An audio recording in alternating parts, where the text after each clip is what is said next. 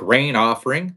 It's not very long. It's going to be pretty quick and pretty short. So as soon as we get that 1 minute in, we'll get going. It looks like a lot of these are pretty short, probably for a little while, but so almost like you can almost 3 chapters in 2 pages. So so it might be a quick book. I don't know how many chapters are in Leviticus. I guess I could look real quick. And I know there was 40 and there's only 27 chapters in Leviticus. So not that long. So, but as soon as we get there, we're gonna start reading, like I said, Leviticus. I don't know why I couldn't say that. Leviticus 2, the grain offering. When somebody brings a grain offering to the Lord, his offering is to be of fine flour, is to pour oil on it, but incense put incense on it and take it to Aaron's sons, the priests. The priests shall take a handful of the fine flour and oil, together with all the incense, and burn this as a memorial portion on the altar, an offering made by fire, an aroma pleasing to the Lord. The rest of the grain offering belongs to Aaron and his sons. It is a most holy part of the offering made to the Lord by fire.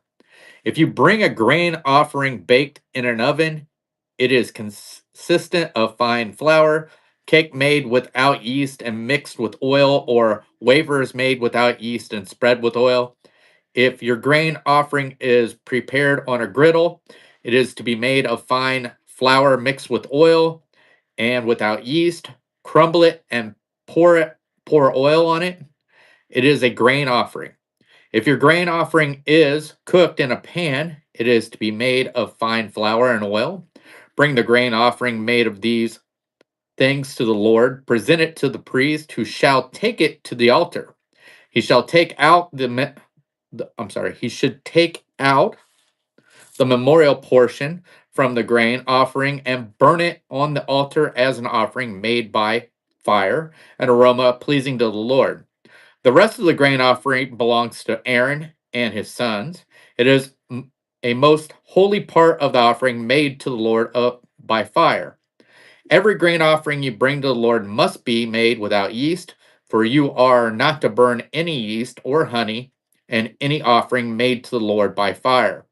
You may bring them to the Lord an offering of the first fruits, but they are not to be cut offered on the altar of as a pleasing aroma.